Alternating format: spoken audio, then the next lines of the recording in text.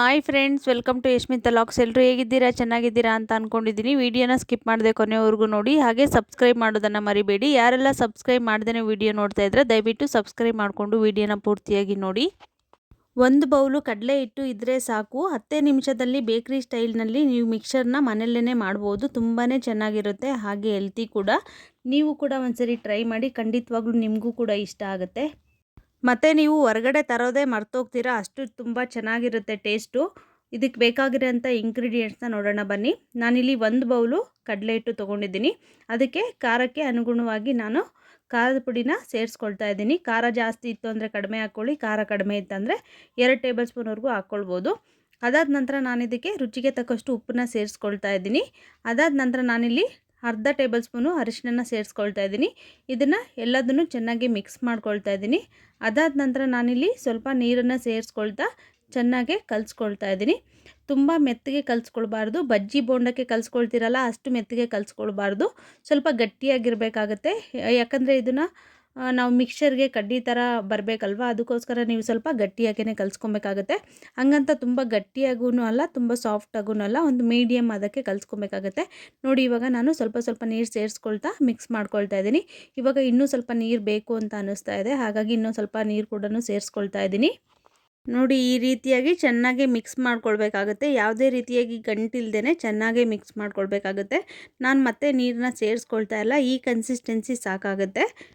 ಇದ್ರ ಜೊತೆ ಜೀರಿಗೆ ಮತ್ತು ಹೋಮ್ಕಾಳು ಏನನ್ನು ಸೇರಿಸ್ಕೊಳ್ಳೋಕೆ ಹೋಗಬೇಡಿ. ಯಾಕಂತಂದರೆ ಚಕ್ಲಿ ಒರಳಲ್ಲಿ ಪ್ಲೇಟ್ಗಳು ಬಂದಿರುತ್ತಲ್ಲ, ಅದರಲ್ಲಿ ನಾನು ಸ್ಮಾಲ್ ಹೋಲ್ ಇರೋವಂಥ ಪ್ಲೇಟಲ್ಲಿ ಇದನ್ನು ಒತ್ಕೊಳ್ತಾ ಇದ್ದೀನಿ. ಅದಕ್ಕೋಸ್ಕರ. ಇಲ್ಲ ಅಂತಂದರೆ ಅದರಲ್ಲಿ ಜೀರಿಗೆ ಹೋಮ್ಕಾಳು ಏನಾದರೂ ಸೇರಿಸ್ಕೊಂಡಿದ್ದೀರಾ ಅಂತಂದರೆ ಅದು ಸ್ಟ್ರಕ್ ಆಗಿಬಿಡುತ್ತೆ, ಕಡ್ಡಿ ಚೆನ್ನಾಗಿ ಬರಲ್ಲ. ಅದಕ್ಕೋಸ್ಕರ ನಾನು ಸೋಡಾ ಏನು ಮಿಕ್ಸ್ ಮಾಡ್ತಾ ಇಲ್ಲ. ಹೆಲ್ತಿಯಾಗಿ ಮನೆಯಲ್ಲೇ ಟೇಸ್ಟಿಯಾಗಿ ಮಾಡ್ಕೋಬೋದು, ಅಷ್ಟು ಚೆನ್ನಾಗಿರುತ್ತೆ ಟೇಸ್ಟು, ತುಂಬಾ ಚೆನ್ನಾಗಿರುತ್ತೆ.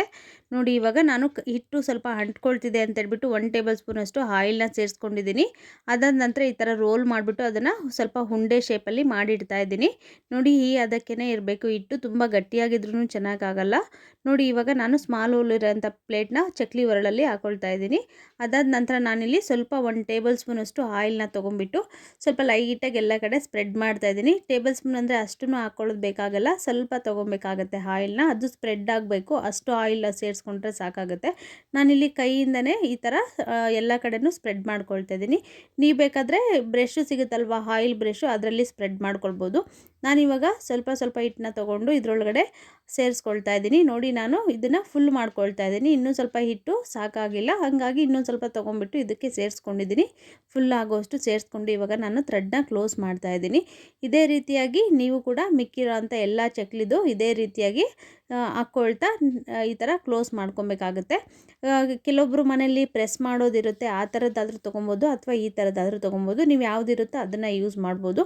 ನಾನಿಲ್ಲಿ ಎಣ್ಣೆನ ಕಾಯೋದಕ್ಕೆ ಇಟ್ಟಿದ್ದೆ. ಇವಾಗ ನೋಡಿ, ಇವಾಗ ಈ ಥರ ಟರ್ನ್ ಮಾಡ್ತಾಯಿದ್ರೆ ಎಷ್ಟು ಚೆನ್ನಾಗಿ ಬರ್ತಾ ಇದೆ ಅಂತೇಳ್ಬಿಟ್ಟು ಕಡ್ಡಿಗಳು ಅಷ್ಟು ನೀಟಾಗಿ ಬರ್ತಾ ಇದೆ.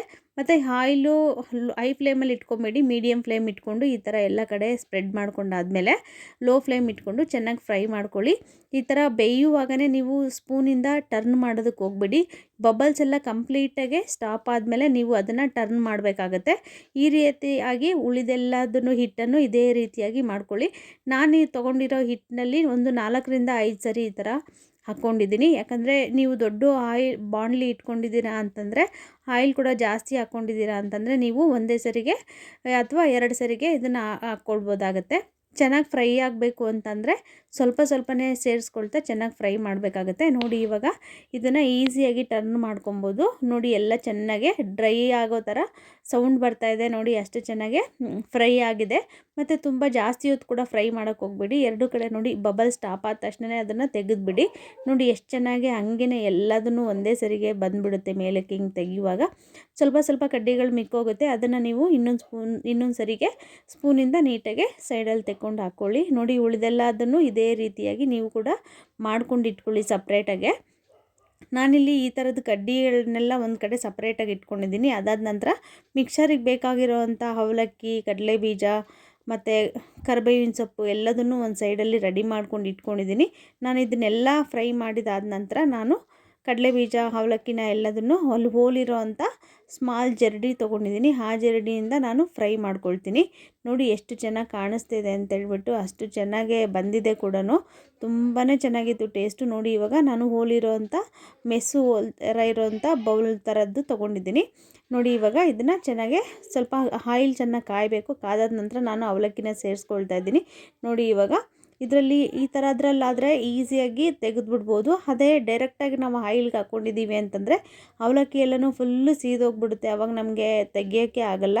ಒಂದು ಸರಿ ತೆಗಿಯೋಷ್ಟರಲ್ಲಿ ಇನ್ನೊಂದು ಸರಿಗೆ ಸೀದೋಗ್ಬಿಡುತ್ತೆ. ಇಲ್ಲಾಂದರೆ ಗಟ್ಟಿ ಗಟ್ಟಿಯಾಗಿ ಸಿಗುತ್ತೆ, ಚೆನ್ನಾಗಿರಲ್ಲ. ಇವಾಗ ನಾನು ಸ್ವಲ್ಪ ಕಡಲೆಪಪ್ಪನ್ನ ಸೇರಿಸ್ಕೊಂಡು ಅದನ್ನು ಕೂಡ ಫ್ರೈ ಮಾಡ್ಕೊಳ್ತಿದ್ದೀನಿ ಇದೇ ರೀತಿಯಾಗಿ. ಅದಾದ ನಂತರ ನಾನಿಲ್ಲಿ ಕಡಲೆಬೀಜನ ಫ್ರೈ ಮಾಡ್ಕೊಳ್ತಾ ಇದ್ದೀನಿ.